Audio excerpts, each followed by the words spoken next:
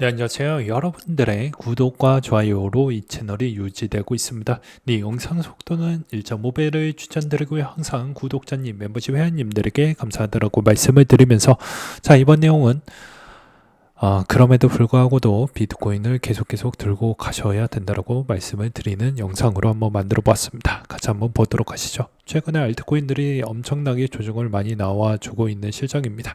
그래서 사람들은 이거 어떻게 받아들여야 될까 상당히 갸우뚱해주고 있는 실정인데요. 이것도 매번 설명을 드리기도 했습니다.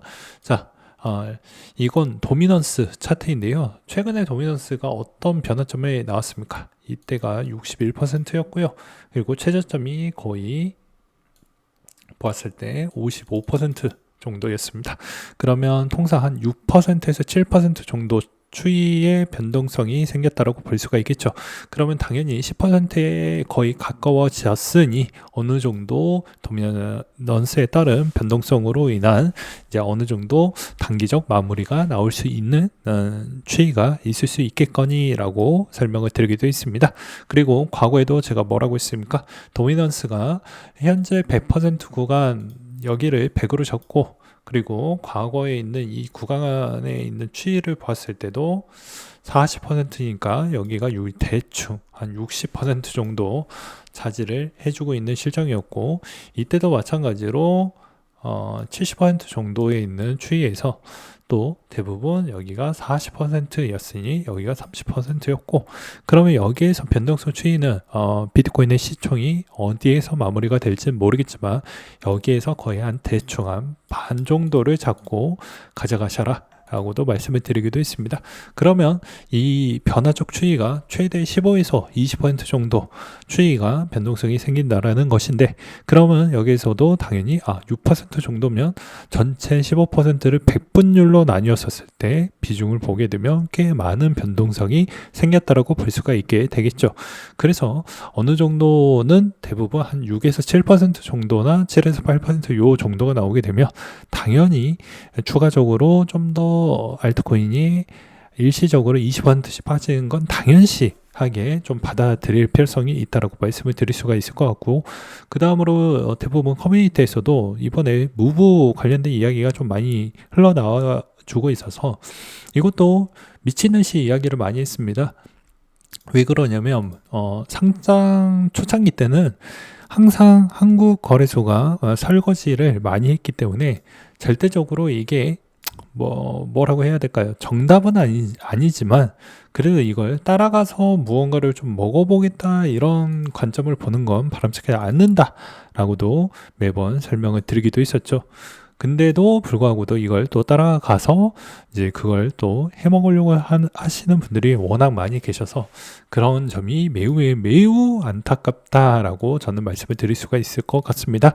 네, 해당 코인원에서 무브먼트가 상장 직후에 4,600배가량 폭등을 했다라고 했는데 어차피 무브먼트가 한국에서 처음으로 상장이 되었는지까지는 아직 제가 시간 관계상 확인은 못했지만 지금 엄청 바빠가지고 못했지만 그 대부분 처음으로 한국 거래소에서 먼저 상장을 대다수 김치코인이 아니고서는 거의 이루어지지 않습니다 라는 걸 말씀을 드리고 싶고요. 그리고 대부분 이런 거는 해외에서 중위에 있는 거래소, 그러니까 민코인을 제일 빨리 올려주는 그런 거래소, OK나 그 다음에 게이트.io나 뭐 후업이나 이런 쪽을 먼저 채택을 한 다음에 그 다음에 거기에서 한국 거래소에서 대부분 상장을 할 것이다라는 공지가 나오게 되면 그때 정리를 하셔도 충분히 차익을 먹을 수가 있는데 이런 기본적인 사항도 아직도 모르시는 분들이 있어서 정말 안타깝다라고 저는 말씀을 드릴 수가 있을 것 같습니다.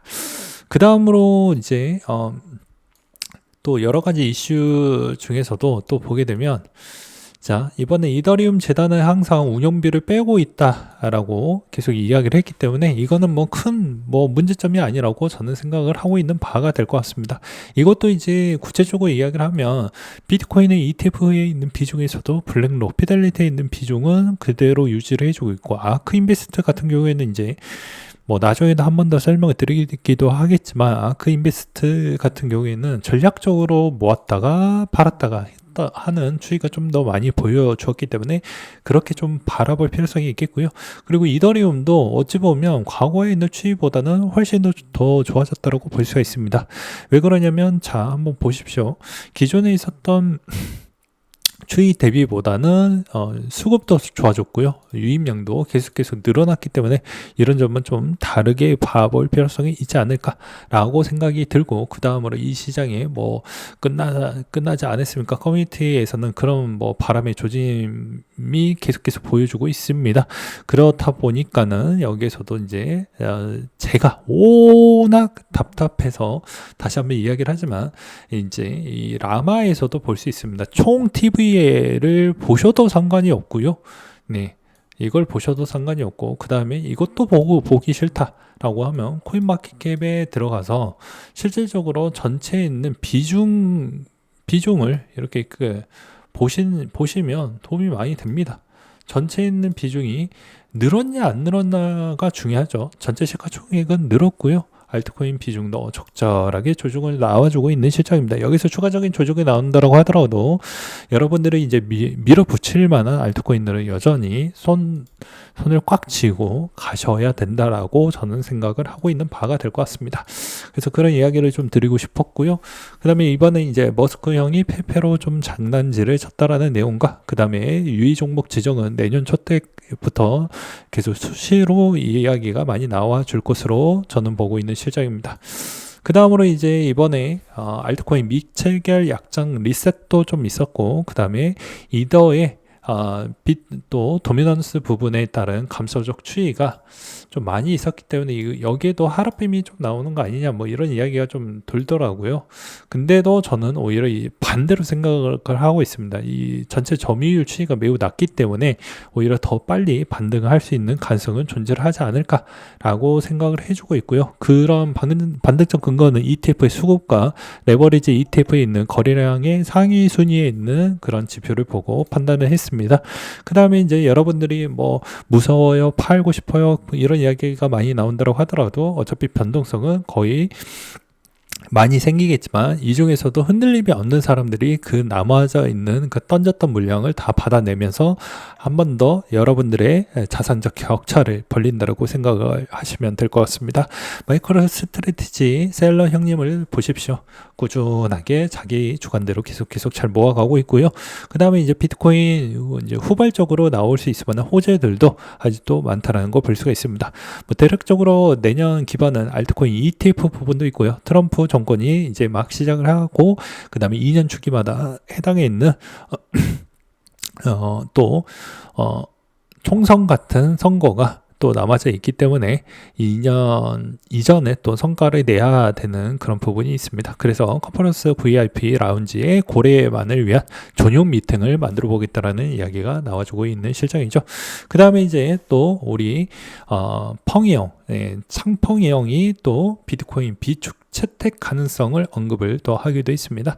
그래서 입금이 계속해서 이렇게 나와준다라는 것은 미국과 중국 부분에 따른 비트코인에 따른 관심도가 높다라는 것이고, 여기서 무섭다라고 던지는 사람은 뭐다? 하수이고 돈을 벌 생각은 전혀 없다, 이렇게 보는 게 맞겠죠. 그리고 코인베이스 대량 출금이 발생을 했지만 기관 투자자의 추측일 뿐이라고 했지만, 여기서도 반대로 내년 중에 셀러 형님이 마이크로소프트나 아마존을 설득을 해서 비트코인을 매수를 했었을 때는 저 멀리 갈 확률이 매우 높다. 그리고 비트코인 사이클은 항상 매 사이클을 똑같은 기반으로 항상 달려주었기 때문에 이번에도 마찬가지로 그 기간 동안 누가 더 잘 참을성 있게 기다려 주었던 사람만이 그 열매를 가져갈 수 있다라고 저는 생각을 하고 있는 바가 될 것 같습니다. 그리고 CME 비트코인하고 이더리움 선물에 있는 엇갈리는 베팅이 좀 나와주고 있는 실정인데요. 요즘 좀 가열 국면이 좀 나왔기 때문에 일시적으로 좀 나와주고 있는 실정이라고 생각을 하고 있고요. 그리고 제가 진실적으로 또 이런 이야기를 하기도 했습니다. 네, 라이브 방송에서도 이야기를 했지만 있지만 웬만하면 해외 자산으로 좀 돌리셔라. 워낙 박살날 것 같습니다. 라고 이제 계엄령이 나올 줄은 저도 꿈에도 몰랐지만 그걸로 인해서 원화 가치는 더 개박살이 났고 그 다음에 한국 주식도 개박살이 났습니다. 여전히 제가 이런 주장을 하는 이유가 자, 이번에 겨우겨우 짜내서 여러분들의 있는 목소리와 그런 많은 도움으로 인해서 이번에 금투스 폐지 가산자산 과세유예 법안 국회 본회의가 겨우겨우 넘겼습니다.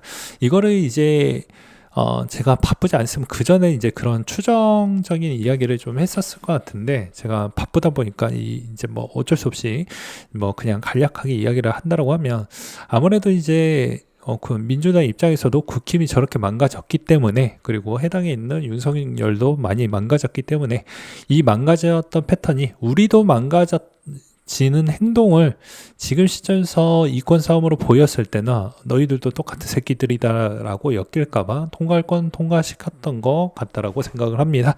그래도 다행스러운 건 이제 12월 27일까지는 가지 않고 그 전에 어느 정도 가장 핵심적인 부분은 통과를 좀 했다라는 것에 좀 의미가 있다라고 볼 수가 있게 될 것 같고요. 그 다음으로 이제 좀 아쉬웠다라는 것은 무엇이냐면 자 여기에서도 이제 부결이 됐던 게 상속세 최고세율이 부결이 됐습니다. 이게 좀 상징적인 의미가 있고요. 그리고 두 번째로는 주주환원과 밸류업 부분이 있는데 여기서 상관관계만 두 가지만 이야기 짧게 좀 하고 마무리를 지어보도록 하겠습니다. 상속세 최고세율 같은 경우에는요. 저는 찬성하는 입장입니다. 뭐 당연히 반대하는 입장도 있겠죠.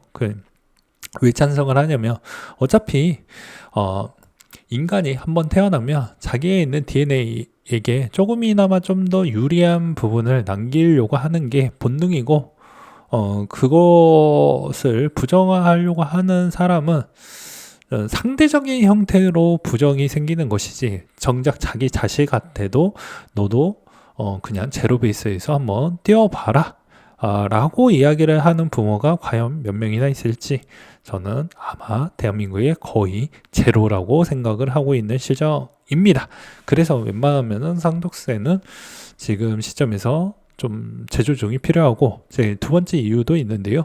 그 이유는 대부분 이제 중견기업 때까지도 거의 이제 3세에서 4세 경영 쪽으로 넘어가고 있는 추이이기 때문에 이제 여러분들이 알고 있는 대부분 30대 기업들은 거의 다 이제 상속을 거의 다 받았어요. 그래서 의미가 없습니다. 굵직한 금액 정도는 거의 다 넘어갔기 때문에 크게 의미가 없다라고 생각을 하는 겁니다. 그래서 이게 해당되는 부분이 그렇게 또 세금에 엄청난 수혜를 받을 수 있을 만한 척도는 이미 넘어갔다라는 겁니다. 이건희 씨에 있는 그런 상속 비중 때 일시적으로 좀 많이 올라왔던 게 딱 수혜를 받았어요. 조세적인 측면에서 수혜를 많이 받긴 했습니다. 그걸로 이제 좀 재원을 좀 많이 다른 쪽으로 많이 쓰이기도 했었죠. 근데 이제 그 이후부터는 어느 정도 다 마무리가 되었기 때문에 뭐 나올 데가 별로 없습니다. 나오더라도 그거 가지고 뭐 세수에 따른 많은 플러스 요인이 나온다라고 볼 수가 없거니와 그 다음에 차후에도 거의 비슷하다라고 저는 보고 있는 실정입니다.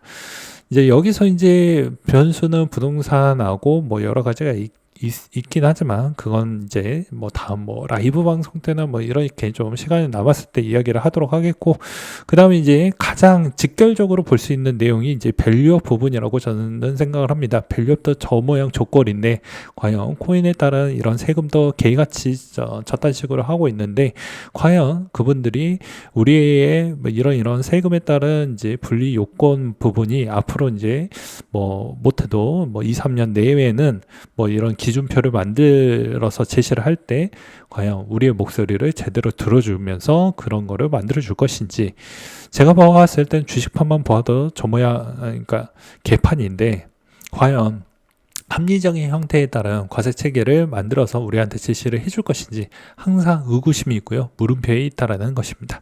그냥 닥치고 내라 형태가 가장 빠르지 않을까라고도 걱정이 되고 우려도 되고 그런 형태입니다. 그래서 유예라는 부분은 그냥 잠시일 뿐이지 장기적인 형태에 따른 그런 과세 체계가 제발 좀 합리적이고 객관적으로 좀 되었으면 좋을 것 같다. 라는 이야기로 마치면서 이상으로 끝내도록 하겠습니다. 이번 주가 생각보다 너무 많이 바쁘다 보니까 내용을 좀 준비할 게 되게 많이 있는데도 불구하고도 그래도 최선을 다해서 제가 영상을 만들고 있다는 점을 좀 참고해 주시길 바라겠습니다.